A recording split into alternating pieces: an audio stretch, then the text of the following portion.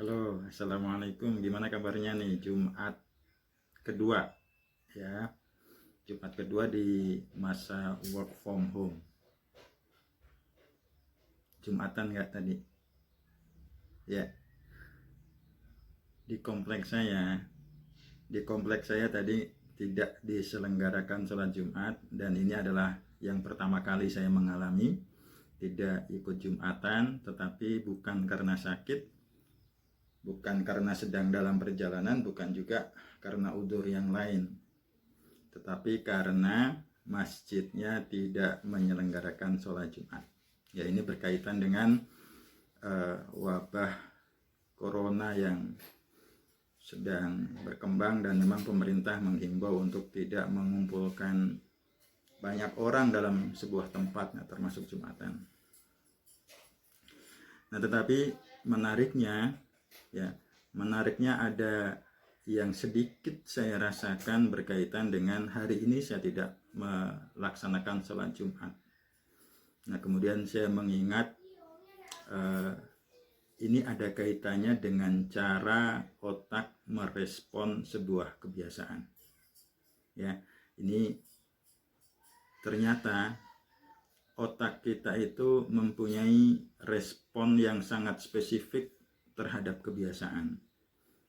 Pertama, dia sulit untuk menciptakan kebiasaan baru. Dan yang kedua, otak kita sulit untuk menghentikan kebiasaan lama. Ini dua respon yang diberikan otak terhadap kebiasaan. Anda kali ingat ya tentang hukum Newton, ya, bahwa sebuah benda itu paling sulit digerakkan, membutuhkan tenaga yang paling berat itu tepat ketika benda itu akan bergerak.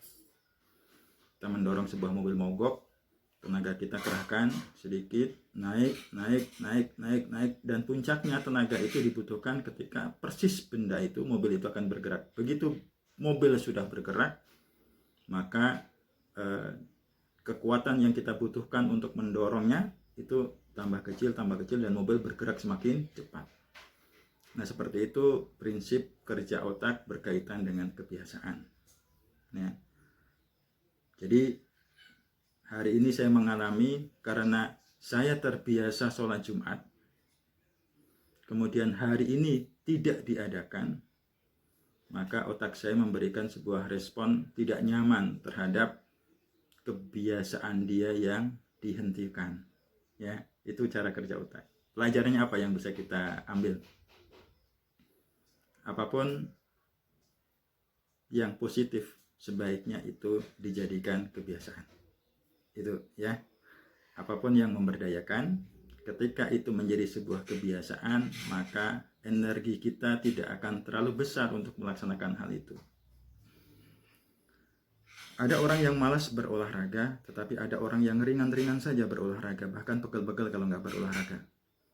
Ya, itu masalah kebiasaan. Orang yang malas olahraga, berat untuk melakukan olahraga, itu artinya dia seperti mendorong mobil dan mobilnya belum bergerak. Tetapi orang yang sudah ketagihan olahraga, itu ibaratnya udah mendorong mobil dan mobilnya udah jalan. Ya. Ini hebatnya kebiasaan terhadap diri kita.